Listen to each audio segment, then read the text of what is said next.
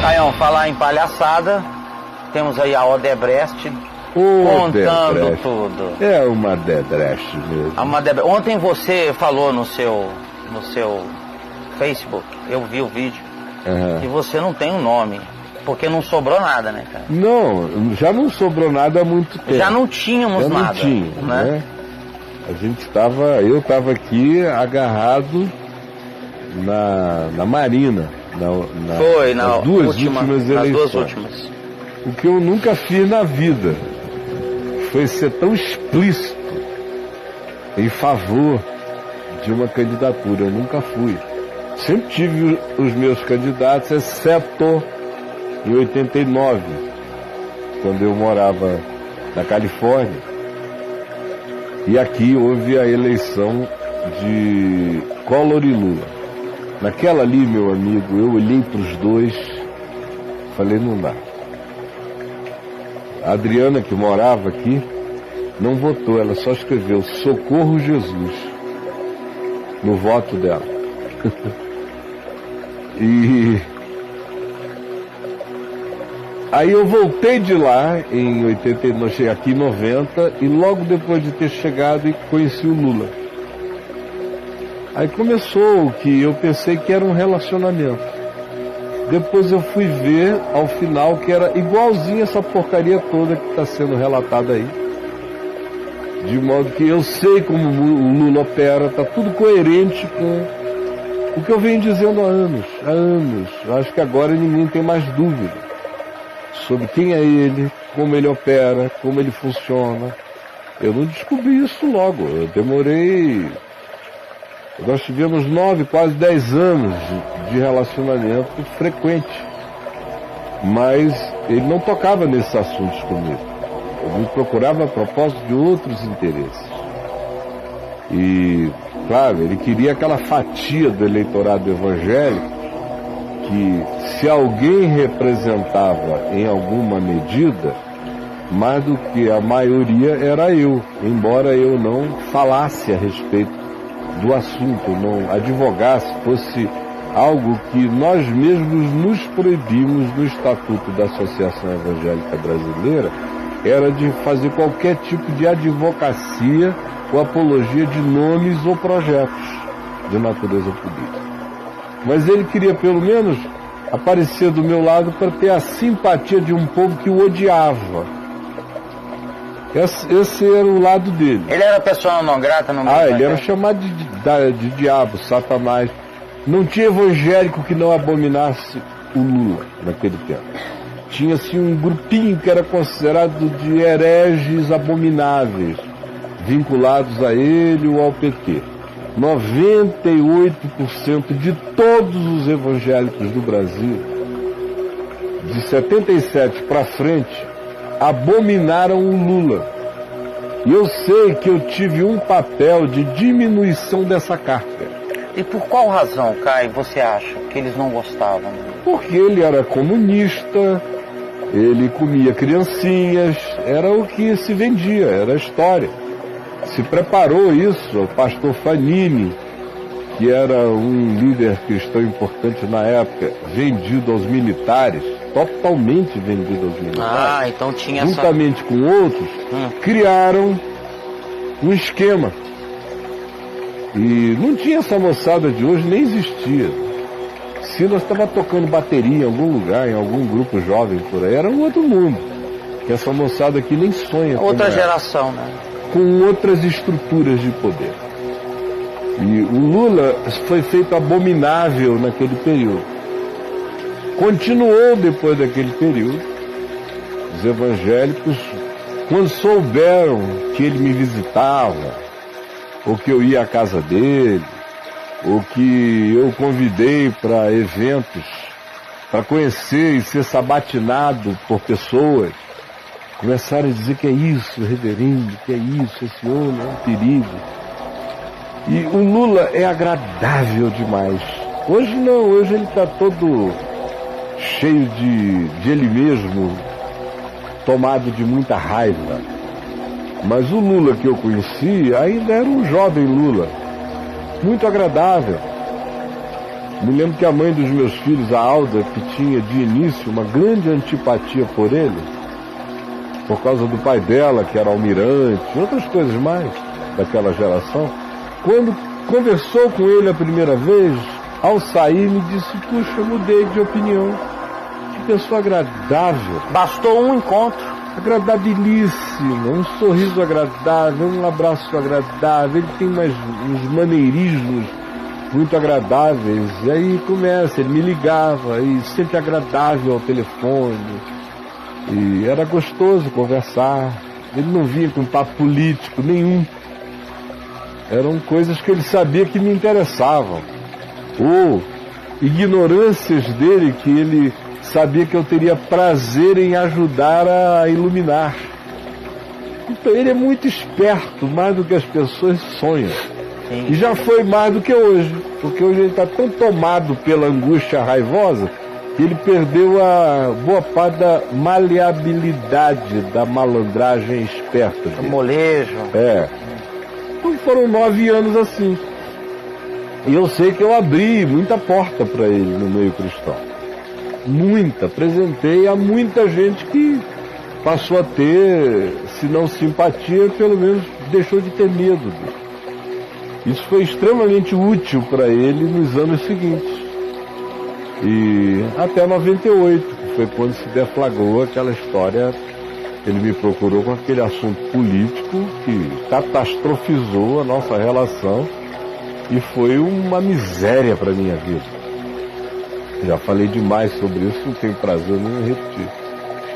Então, dali para frente, a gente tinha o FHC, que saiu, ele foi eleito, o Lula. Logo no primeiro ano do governo dele, embora muita gente estivesse impressionada, eu já estava totalmente angustiado de ver que o modus operandi já era mais corrupto do que o que tinha sido herdado do governo anterior. Eu me lembro do Gilberto Carvalho aqui no Palácio do Planalto, quando eu contei uma determinada história, porque nessas horas o que importa são os detalhes da história. Para o interlocutor, amigo do outro, saber se aquela história é verdadeira ou não, ela tem certas senhas que só os íntimos conhecem, não como senhas, mas como peculiaridades só conhecidas por pessoas íntimas. Que vão trazer a veracidade. E quando você diz, então, ele me disse que o Rafaelito faria isso, eu vi o Gilberto Carvalho arregalar os olhos assim, disse, ele chamou o fulano por esse tratamento com o senhor? Falei, foi por esse tratamento. Fulano de tal, ele chamava por esse tratamento. Quando você começa a dar os tratamentos internos, aí, o que eu ouvi e nem entendi quando eu ouvi, eu não estava em nenhum esquema, eu só achei que era engraçado.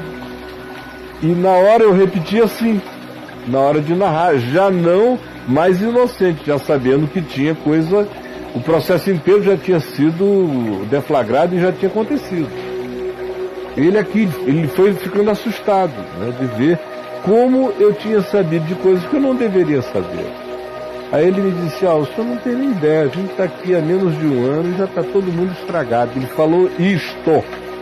Está todo mundo estragado. Eu vejo colegas que entram aqui com uma atitude, com uma altivez e com um poder. Eu digo, meu Deus, parece até que eu nem sei mais quem são essas pessoas. Tudo gente deles.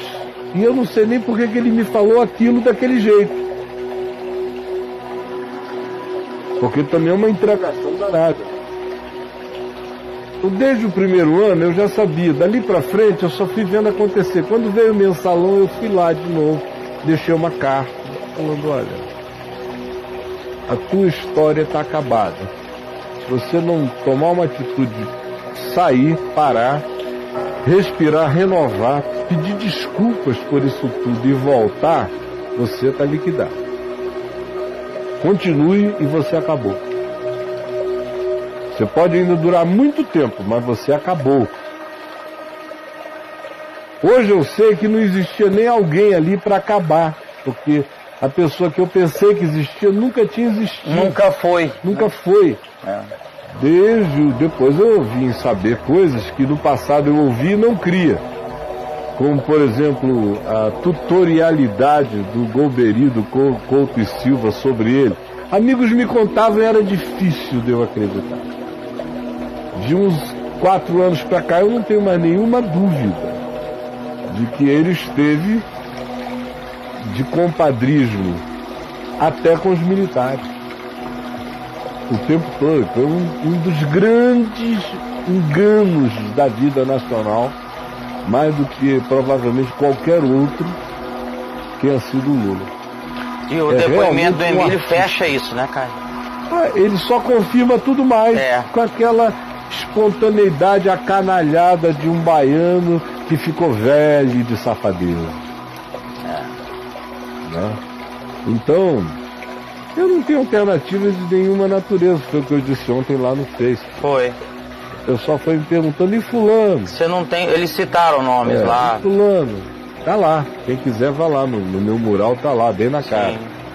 De Bolsonaro a Marina. A Marina, Ciro Gomes. Dória, Alckmin, o Aécio. Todo mundo. Isso aí eu falei que esqueça. A Marina. Porque eu tenho um enorme carinho pessoal. Eu tenho carinho pessoal por ela mesmo. Que não dá nem para eu explicar, porque a gente não tem nem convívio suficiente para explicar esse carinho. Mas eu tenho um imenso carinho por ela. Gosta dela? Gosto. Mas eu não vou votar. Eu não creio que ela tenha agilidade, nem a pegada para encarar esse. Mas você acha que ela pinta por aí, Caio? Será? Eu não sei. Eu sei que o partido dela tende a virar uma seita. E eu estou orando, brother, como eu disse ontem lá. Eu creio que Deus levanta, assim, subitamente cenários que a gente não estava esperando. Agora, o que está aí está podre.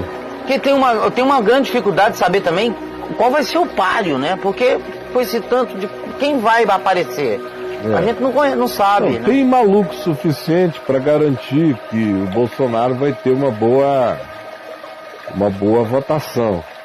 Agora, desculpem, não quero machucar nem magoar ninguém, quero que ninguém fique zangado, porque não vale a pena a zanga.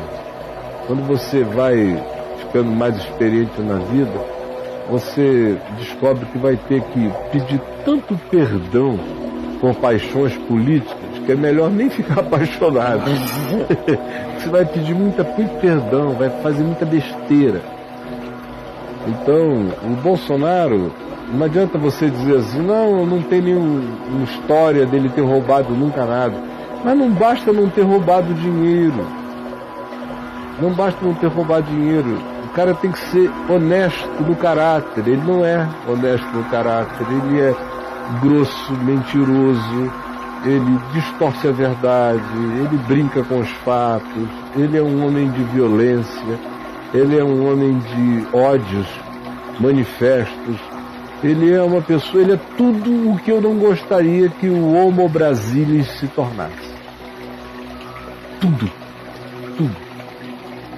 Tudo que eu jamais gostaria de ver em um filho meu. Deus me livre. Se eu tivesse um irmão como o Bolsonaro, a gente teria resolvido essa história há muito tempo atrás, nas vias de fato. De fato. Não conseguiria ter crescido com um cão raivoso daquilo. E meu pai teria morrido de tristeza se tivesse gerado uma pessoa como ele, cujas realidades das práticas particulares podem não envolver o recebimento de dinheiro, mas envolvem coisas que eu sei, e que se fossem narradas, vocês iriam ficar horripilados.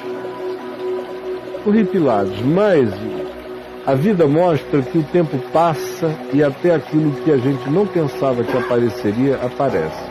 Algumas ossadas que não tem a ver com caixas de ouro, tem a ver com malignidades vinculadas à maldade, à perversidade, à violência, vão aparecer. Vocês vão ficar sabendo. Então, nem ele, nem ninguém. Nesse cenário que está aí, alguém me perguntou outro dia, não é? E o Dória? Eu falei, por enquanto, para mim, ele é um bundinha. Um bundinha? É um bundinha. É só um bundinha. Um bundinha maquiado. Eu não sei quem é esse cara ainda. É muito pouco tempo, amiguinho Dória. Muito pouco tempo, é muito ainda só um bundinha. Desculpa, Dória. Viu? Desculpa, pode ser que você cresça para me surpreender. Eu espero, eu quero que você seja uma grande surpresa. Vamos torcer, né? Agora, para mim hoje você é um bundinha apenas. Um bundinha cheio de marketingzinho. Eu vejo muita maquiagem em você. Não gosto de homem maquiado, não gosto. Então, por enquanto, você é ainda um bundinho, mas eu espero que você cresça. Que um dia a gente se encontre e você diga, um dia o senhor disse que eu era um bundinha. O que o senhor acha hoje? Eu espero dizer, eu descobri que você é um homem. Por enquanto, eu me reservo ao direito de achar que você é só um bundinha cheio de molejo e bem maquiadinho. Mas ainda não passou da fase do marketing e da falastrice empresarial política. Só isso. Então, estou orando, pedindo ao Senhor que traga socorro superior para esse país, porque eu vou te dizer que país rico e poderoso. Você viu, né? Esse é um pedacinho do roubo, um pedacinho, é só o da Odebrecht.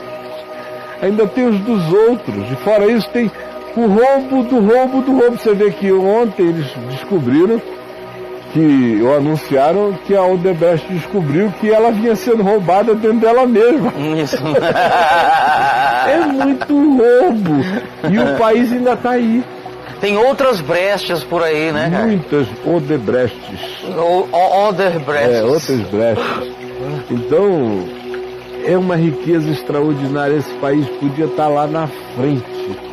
Se houvesse gerações honestas, íntegras, que quisessem fazer as coisas direito, que de fato crescem que o único dinheiro bom é o dinheiro ganho com trabalho.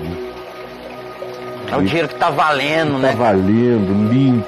Válido. É poder dormir em paz, poder ser uma sociedade sim, quando é sim, não quando é não. Como eu encontrei um brasileiro agora, eu e a Adriana, em Amsterdã, e ele estava vindo da Itália, tinha passado já 10 anos na Itália, depois que saiu do Brasil, e agora está há 1 mês e meio em Amsterdã. Eu falei, e aí, como é que você está se sentindo aqui? Aí ele disse, olha, eu saí do Brasil, fui para a Itália, ainda me senti um pouco no Brasil, na Itália.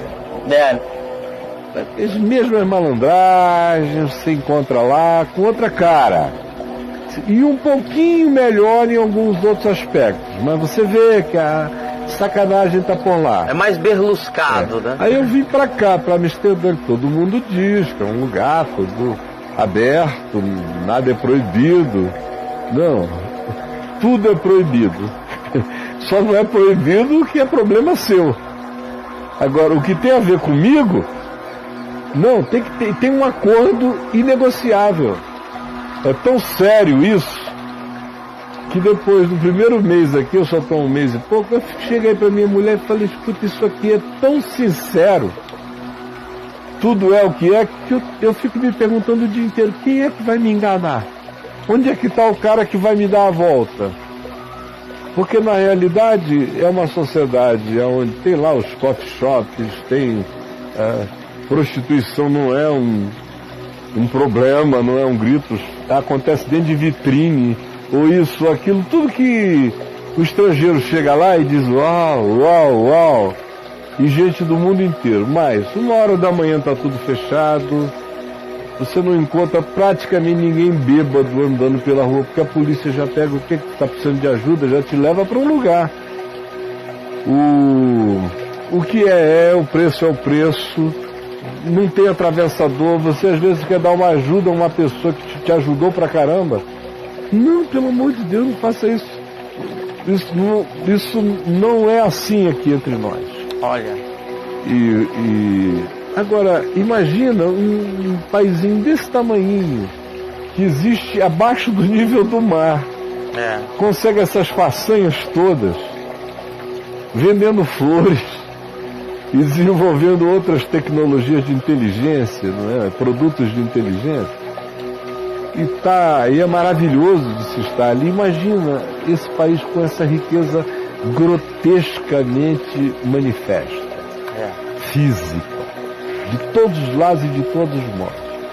Aí a gente é remetido, infelizmente, para aquela piada que eu ouvi quando estava crescendo em Manaus. Aquela que você já ouviu, todas as gerações ouviram, porque ela é a piada nacional. De Deus criando o mundo. Sim. Lembra de Deus criando o mundo? Sim. Aí bota um deserto aqui. Um deserto, para esse povo vai dar trabalho. Não, eles precisam disso. E vai, cada povo, cada continente, cada nação, com seus terremotos, vulcões, secas, uma neve, enchente, neve demais, calor absurdo, ou falta de água, ou isso e aquilo. Só e tal. Aí de repente chega esse tapete aqui. Coisa linda. Não tem nada, não tinha furacão, não tinha chuva de pedra, coisa nenhuma. As estaçõezinhas limpinhas, tudo verde, água em abundante, e parecia uma covardia dos céus. Tipo, assim não dá, assim é covardia, tá desequilibrando o mundo. Espera pra você ver o polvinho que eu vou botar lá. Rapaz, eu tô ouvindo isso desde que eu tô com 62, desde que eu tinha, sei lá, 55 anos que eu tô ouvindo essa história. E ela continua, infelizmente, sem prazo de validade para extinção. Quanto mais o tempo passa, mais ela se revitaliza, como trágica anedota, como um apocalipse das gargalhadas sobre nós. Ô Caio, você falou de Amsterdã, dessa questão da liberdade e tal, né? E ao mesmo tempo da firmeza com o trato. Nessa relação da Odebrecht com o governo, com os governos, com a política, seja lá com, né? Qual for, que seja o substantivo que a gente vai usar para isso, o poder. Quem é a prostituta e quem é a cafetina nessa relação? Nessa relação? Meu querido, depende. Porque esses papéis ficam alternando, dependendo do negócio. Então o corrupto ativo é a cafetina, o corrupto passivo é a... Na definição da justiça, o passivo é o funcionário público, seja ele quem for. Claro, que aceita. Do presidente da República a qualquer outro nível e instância que aceita a negociação fora dos termos legais daquela tramitação instituída. Esse é o passivo. E o ativo... é o que propõe. É o que vem da iniciativa privada dizendo, olha, me ajuda que eu te facilite, me facilita que eu te ajudo fora. Não é? Que eu te remunero fora. Nesse nível jurídico, a linha está definida, é preto e branco. Mas do ponto de vista psicológico, isso. Tem muitas alternâncias nisso aí. A grande cafetina, indubitavelmente, desse processo último, dos últimos 13 anos, foi o Lula. 15 anos.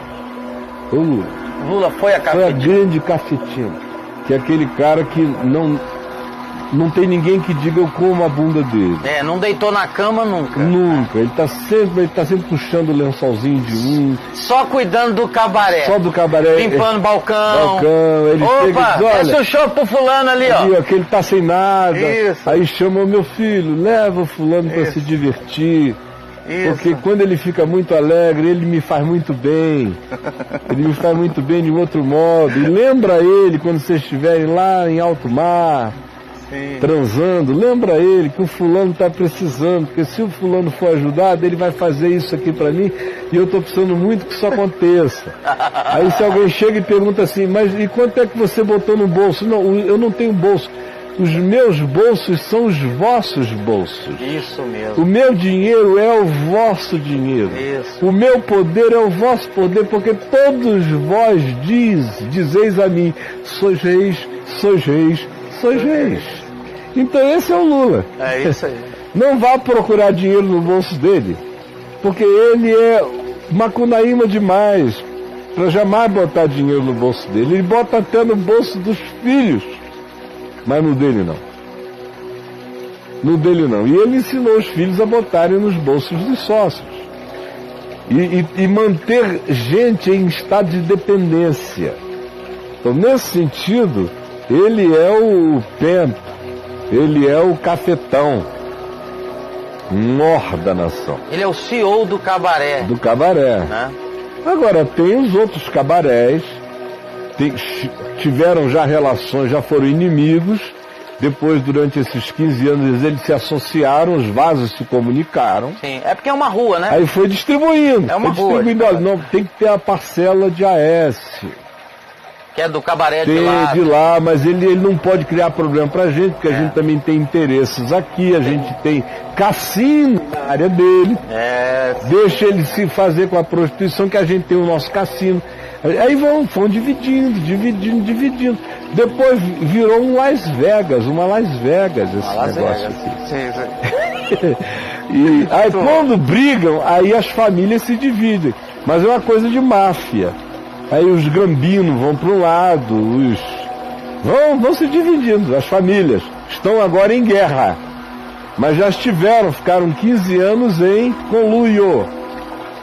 Aí ninguém mexe com ninguém, a gente tem as nossas brigas de palco.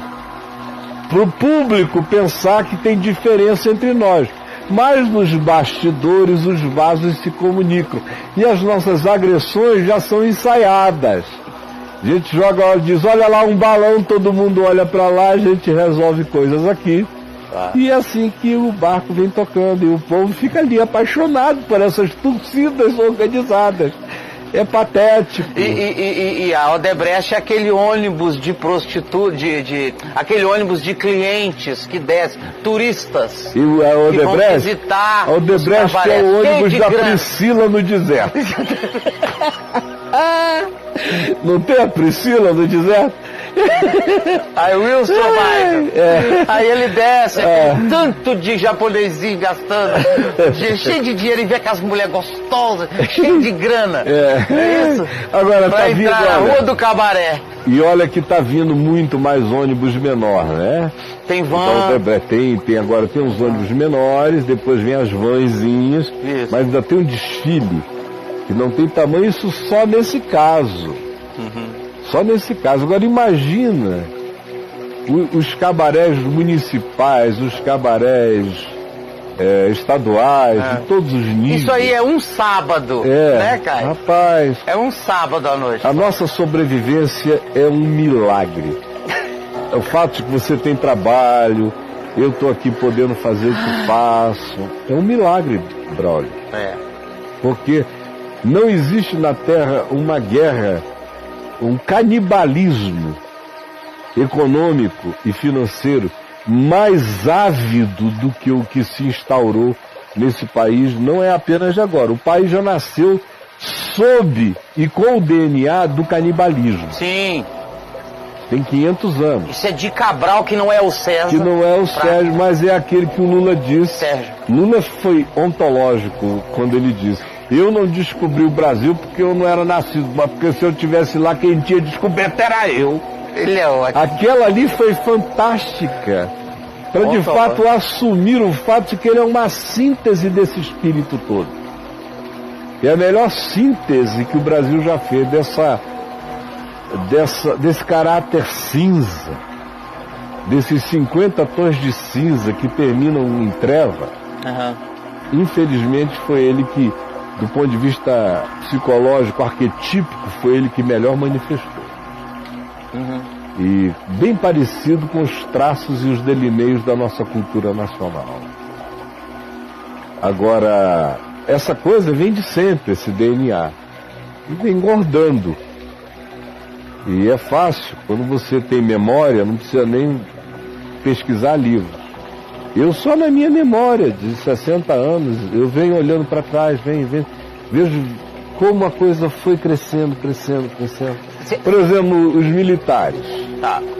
A Odebrecht já fazia festa nos dias dos militares. Claro. Eu tinha amigos naquele tempo que me contavam, inclusive amigos militares. O meu sogro era almirante. Então eu ouvia muita história do alto escalão, de amigos que iam na casa dele, isso e aquilo. A gente que saía chateada, porque disse, não foi para isso que nós fizemos a revolução. Agora tá fulano de tal pegando tanto, não sei quem, não sei o quê. Para abrir essa estrada aqui foi uma festa que fizeram, de grana para todo lado, isso e aquilo. Então eu quase não podia crer nos números naquele tempo. Eu era só um jovem, acompanhando aquilo. E depois eu fui vendo com os meus próprios olhos, à medida em que o tempo foi passando e a minha maturidade cidadã, ministerial, em todos os níveis se adensou, e os interlocutores passaram a conversar direto comigo, a contarem para mim muita coisa.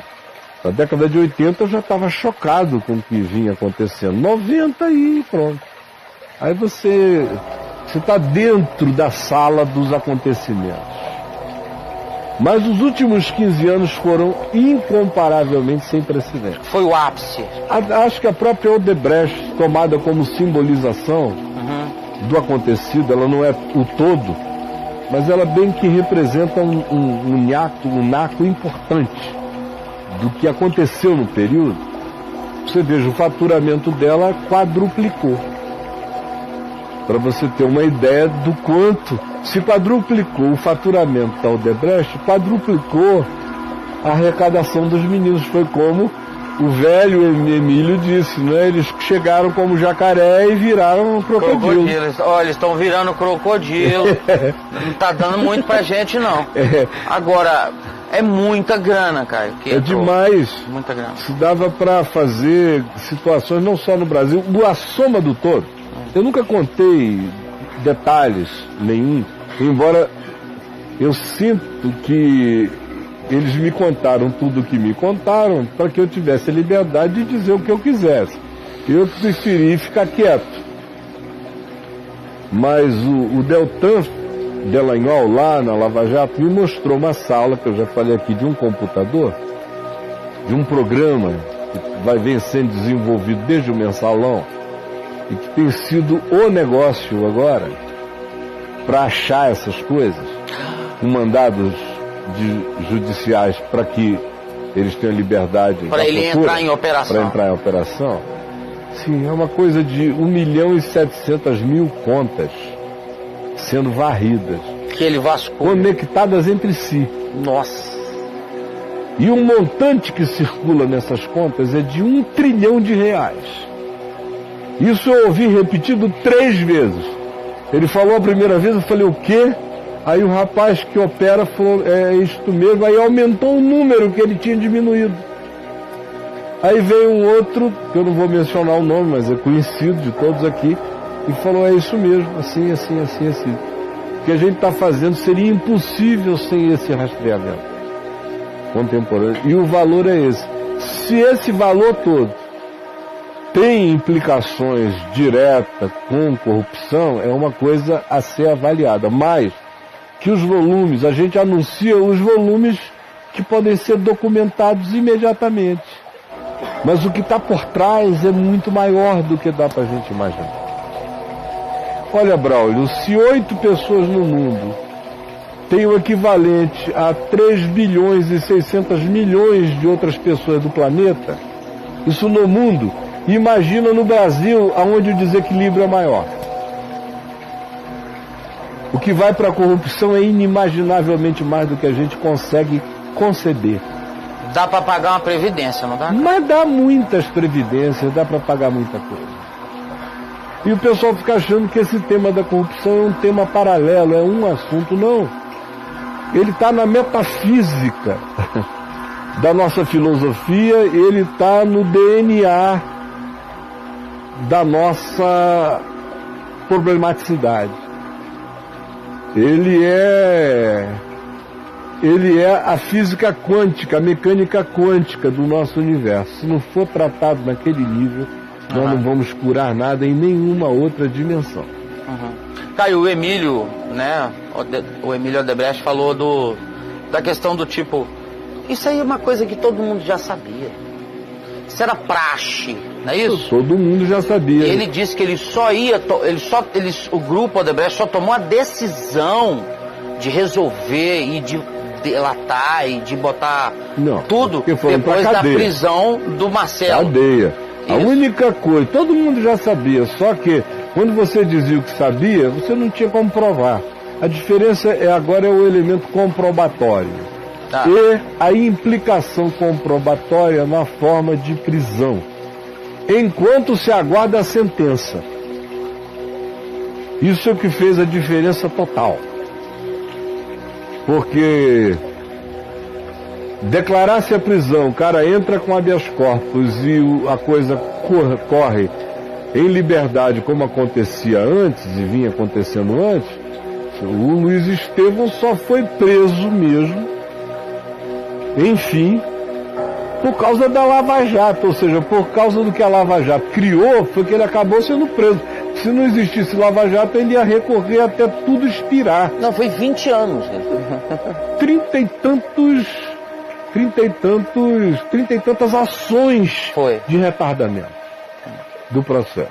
Se não fosse a urgência que a Lava Jato colocou, o teto que ela estabeleceu, ele iria recorrer pro resto da vida. Pro resto da vida e acabou, ia ficar por isso mesmo. Pro resto da vida. E ele ia ser só objeto de festa e jantar, conversa de jantar. Ô, fulano, roubou uma fábula, aquilo ali é ruim que nem um cão, não sei o que e tal. Mas o brasileiro se dava por satisfeito de ver a reputação do cara enxovalhada, bastava isso. Bastava todo mundo, quando o cara passasse, falar a boca pequena, lá vai o maior ladrão do Estado. Aí o brasileiro já se sentia gratificado e a corrupção continua. Porque como um grande bandido uma vez me disse, eu falei, como é que você tem coragem de fazer isso? Ele falou, reverendo, é muito simples. É muito simples. O senhor pega assim, passa uma peroba na cara e diz, minha cara é de pau, e vai. E acabou. É assim que todo mundo fez, é assim que todo mundo faz. Mas, Braulio, aí, o papo de graça... Só mais uma. Vai lá. Eu preciso fazer uma pergunta para você, eu queria chegar nela, falando a questão aqui da decisão deles fazerem algo relativo a essa delação só depois que o filho foi preso. Porque gerou um abalo na família. E aí que eu quero te perguntar, qual o legado psicológico, Caio, que essa crise toda, que essa deflagração de todo esse processo corruptivo, com o envolvimento principal da Odebrecht, que é uma empresa familiar, que vem lá de trás, qual o legado psicológico que deixa isso na família Odebrecht? Bom, na sua opinião, no seio ali dos A família Odebrecht é uma das famílias que estão hoje sofrendo as implicações desse processo todo. Mas praticamente são poucas as famílias que ficaram intactas depois disso aí. O Paulo Roberto Costa foi o segundo a fazer acordo de delação. O primeiro foi o CEF.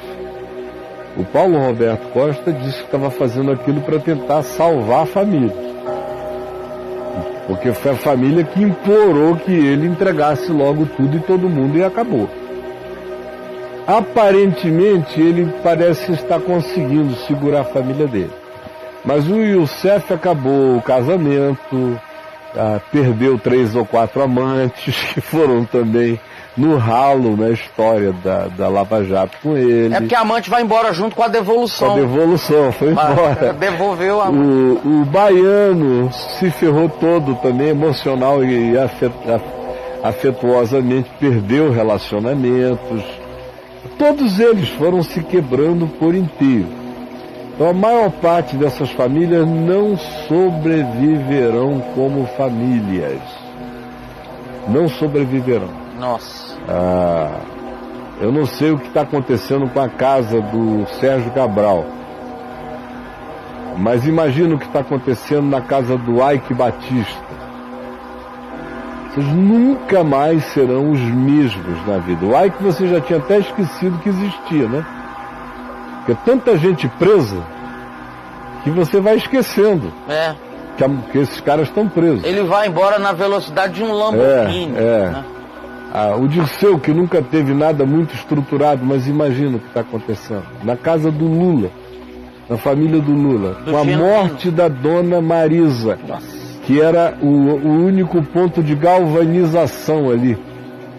Deve estar agora aquela coisa terrível, filho com as suas esposas, as noras contra o sogro, aquela confusão, que deve estar um caos horroroso. E você pode ir botando. Quem talvez tenha preservado um pouco melhor a família seja o Delcídio do Amaral, porque a família toda se uniu a ele e ele tomou uma medida logo pró-família e não vamos ter nada, mas vamos ficar juntos. Mas a maioria está em situação de dissolvência familiar. Também acaba o dinheiro, acabam também as fidelidades e começam a surgir os ódios, as acusações diversas da família. E na família Odebrecht, eles guardam o máximo possível ali as informações, mas a impressão que me dá é que pai e filho já vêm numa situação de inimizade familiar faz tempo. A família não está nada legal ali. Porque não é como ser pai e filho, é como ser Nabucodonosor, que gerou Beltesazar, que gerou Nabonido, que gerou não sei quem. Então, quando você coloca isso na hierarquia de império, a relação entre pai e filho muda muito. O poder corrompe até a relação entre pai e filho. Herodes tem pânico dos seus filhos. Os filhos têm pânico de Herodes. Os filhos de Davi o amam muito menos do que as pessoas que de longe amavam a Davi. E Davi quer amar os seus filhos de todo o coração, mas ele tem medo dos filhos que possui. É trágico. Onde quer que você ponha poder, você dissolve a espontaneidade das relações. Dissolve. E eu já vi isso, Braulio, com os meus olhos, em tantas famílias poderosas da Terra. Em tantas e inúmeras. Eu me lembro que tinha uma família muito poderosa, uma família de 4 bilhões de dólares, cuja filha tinha muito interesse num filho meu. Sim, avidez por ele. Avidez mesmo. E ele me perguntou o que eu achava daquilo. Eu falei, meu filho, eu acho que seria a pior coisa que você faria na sua vida. Aí um dia ele resolveu ficar com ela. Voltou e me falou, pai, eu entrei em pânico. Porque é um outro mundo, é um outro espírito, é uma outra atitude, é um outro tudo. E apesar de ser uma mulher muito interessante, eu sei que a minha vida seria arruinada e talvez eu nunca mais fosse o mesmo homem em relação a você, a minha mãe, aos meus irmãos, nem a ninguém. Se eu quisesse fazer parte daquilo ali. Há certas famílias para as quais você entra sabendo que você entrou para uma máfia familiar. E não existe família poderosa sem que ela deixe de se tornar uma família também psicologicamente mafiosa. Um dia me pergunta mais sobre isso, que eu teria o prazer de conversar mais sobre o assunto. Tá bom? São famílias psicologicamente mafiosas. Toda família extremamente poderosa se transforma numa família profundamente mafiosa. Eu já vi demais para ter a coragem de dizer toda. Você viu que eu não disse quase toda. Eu uso as palavras com muito cuidado. Dessa vez eu falei toda. Vote poder, mas poder mesmo. Mas é muito poder. Não é poderzinho qualquer, não. Poder. Eu sei. Poderzinho qualquer já estraga a dessa. Dá uma atrapalhada. Agora, poder mesmo Pra arrebentar. cria máfias e que odeiam-se no núcleo da própria família. Na cozinha. As fidelidades são vinculadas aos compromissos com os ganhos. E o amor vai se dissolvendo em todos.